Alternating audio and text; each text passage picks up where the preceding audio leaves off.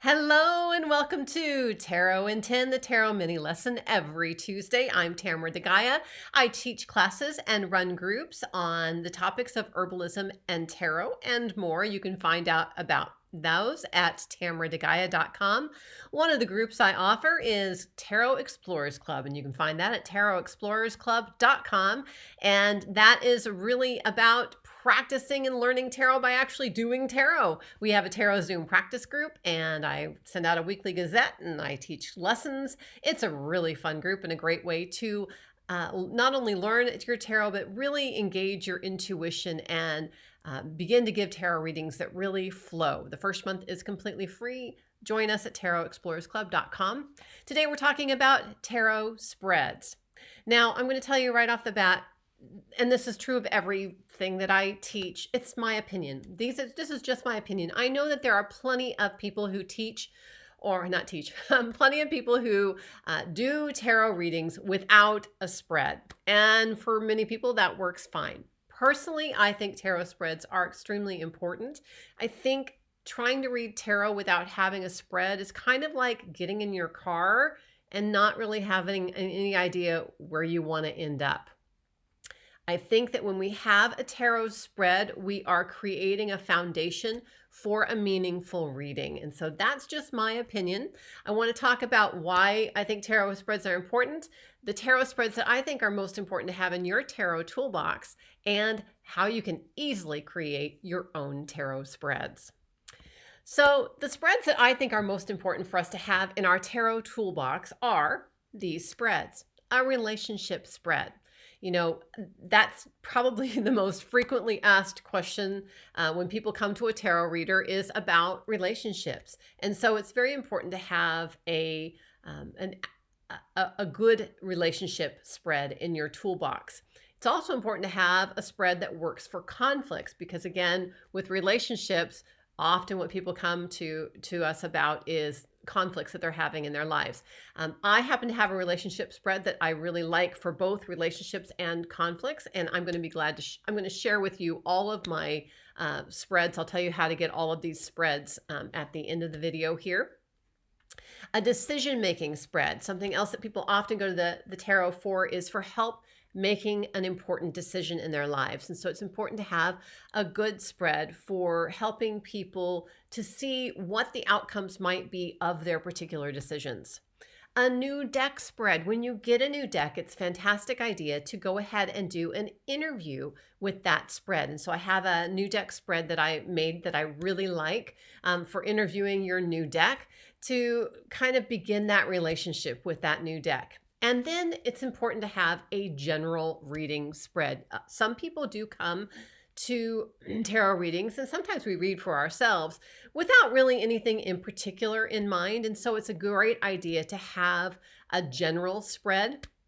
And it's not something that you have to have a specific general spread. You actually could just pull a couple of cards for a few areas of somebody's life. For example, you could pull a couple of cards for career, a couple of cards for relationship, a couple of cards for spiritual journey, and there you've got yourself a general reading spread. But it is nice to have one that you have handy also in your tarot toolbox. Now, you don't have to have, let's say you're out somewhere and you've got your tarot cards, but you didn't bring your tarot spreads. You don't have to have a tarot spread at the tip of your tongue or at the tip of your brain when you go to read tarot. You can create your own spread very easily anytime. Let's talk about that.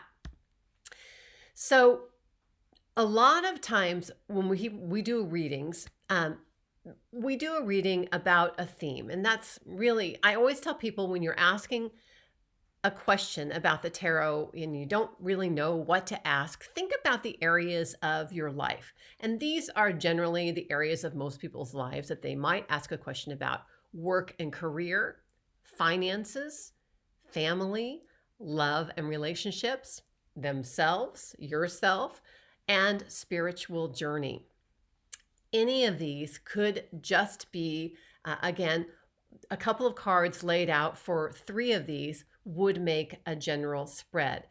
So when we are looking at doing a tarot reading, how we determine what a tarot reading means is a couple of different things. First of all, we have the number of the card, and that intersects with the suit of the card.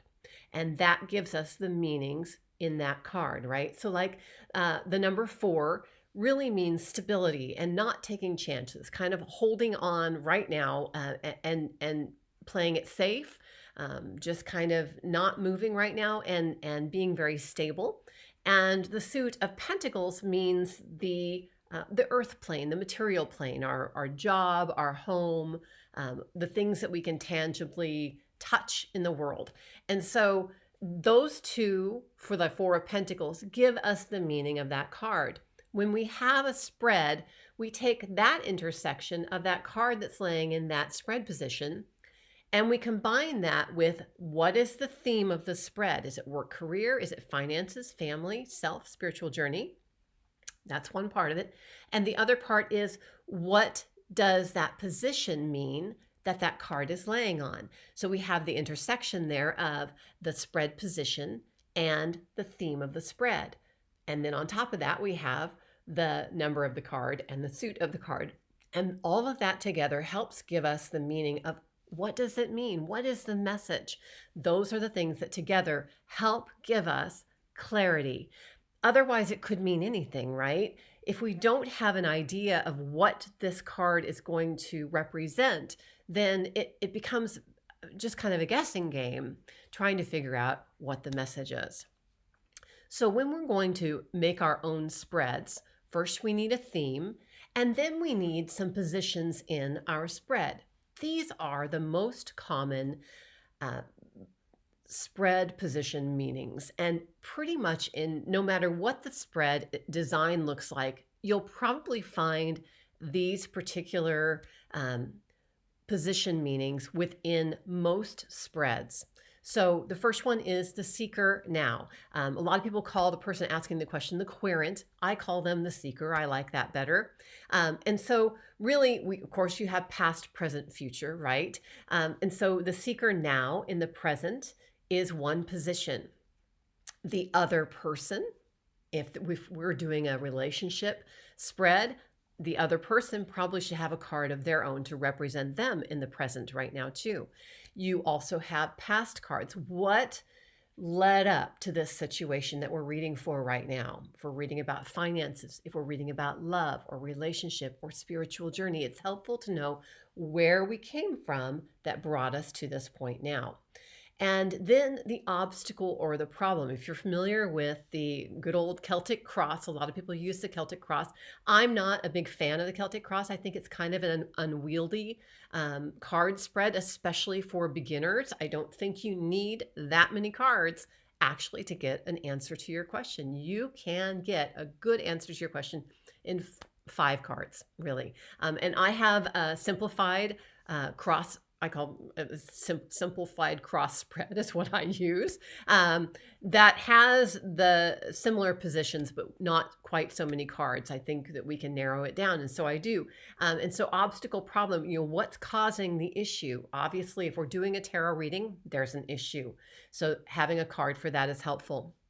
Advice, please. Anytime you're doing a tarot reading for yourself or somebody else, please, please, please pull an advice card. I like to pull 2 or even 3 advice cards. And the reason for that is because really what we want to go away from the tarot reading with is something that we are empowered with, something that we can do to move the energy of the situation that we got the reading for. Right? And that's what the advice cards are. What is the best thing for me to do now for my highest good? Not necessarily for the outcome I want, but for my highest good. What's the best thing for me to do now? 2 or 3 cards on advice. And then the likely outcome. Now, as we are designing our spreads, positioning actually, I think, is important because you're creating kind of a map. You're creating a mind map. It's a visual diagram around a concept or a topic. It's a representation of physical reality that you want clarity on. And so Usually I'll put the card representing the seeker in the present time right in front of me, right in the middle of the spread. The other person can go to either side of them. And then the past, we think about how do we read? We read from left to right when we're reading a book. So usually a past card I'll put to the left, and then any future cards I'll put to the right. The obstacle problem card, just like they do in the Celtic cross, I like to have that laying across the seeker card just to represent that this is in your way. It's an obstacle. It's an issue. Advice cards to me go between the person and the future possible outcome. So in between those two come the advice cards. In order to get from here to that possible future outcome, here's what we need to do. And so that's how you can set up your own spread very easily, anytime, any place, anywhere. It's very important, I think, to have, before you begin, you are creating a template basically for the universe to communicate with you. In order for that communication to be clear, you need to be clear about what your spread is, what the positions are going to be, and what the topic is before you shuffle your cards and lay them out. And then you're very likely to have a meaningful tarot reading that you can interpret and that will help move you forward in your life.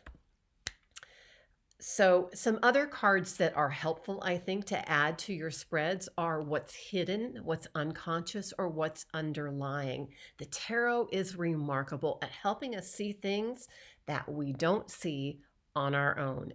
I will tell you from my own experience, it's amazing what we can't see in our own lives. What are the motivations here? Where is this problem coming from? What am I not seeing? That's a helpful question. And so those cards, the what's hidden or unconscious or underlying, I will usually put under the other cards because it's underlying. The heart of the situation is another card that you can toss in there.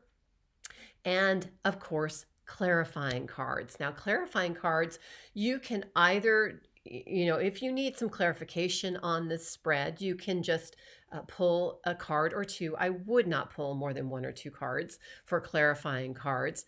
Let me give you a helpful hint. For clarifying cards, I would either use a separate majors only deck or a separate oracle deck that seems to be compatible with the person that you're reading for, yourself or someone else.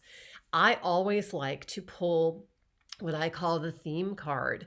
And so when I am pulling my tarot cards, I usually use an oracle deck or a majors only deck and pull out the theme card. And that really helps to shape that entire reading. For example, I did a reading the other day in the Tarot Explorers Club. I was matched up with somebody in Tarot Explorers Club. We were doing a reading for them, and we were all drawing pentacles for this person's question, and it just wasn't resonating with her. And then I drew a clarifying card. That was my job my role in the group, and my clarifying card was Gaia.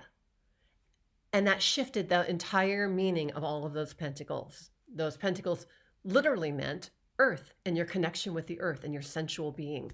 And so having clarifying cards can be very helpful. So let me give you an example.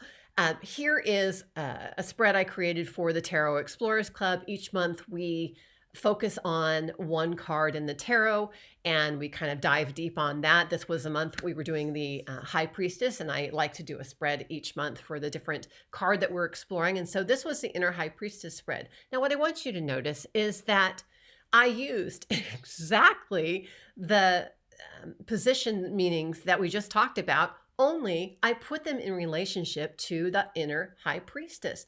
What is the High Priestess about? It's really about your own inner wisdom and your own inner knowing. Well, how do we create a spread about that? Well, here's how we do it. Seeker now. Where am I in relationship to my own inner knower, my own heart wisdom? Obstacle. What's keeping me from a deeper connection with my own inner knower, my own heart wisdom? Advice. How can I be more attuned to my own inner knower? my own heart wisdom. You notice I use 2 cards for that advice. Like I said, I always like to draw 2 cards for advice to really get a full picture of what is the advice. And then the outcome. What can I expect to gain from working towards a deeper connection with my own inner knower and my own heart wisdom? You see how you can take those spread positions and really create a spread about anything.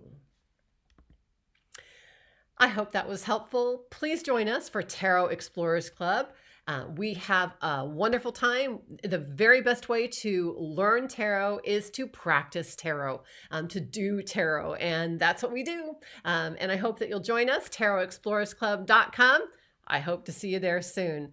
I hope this was helpful. May all your life be luminous.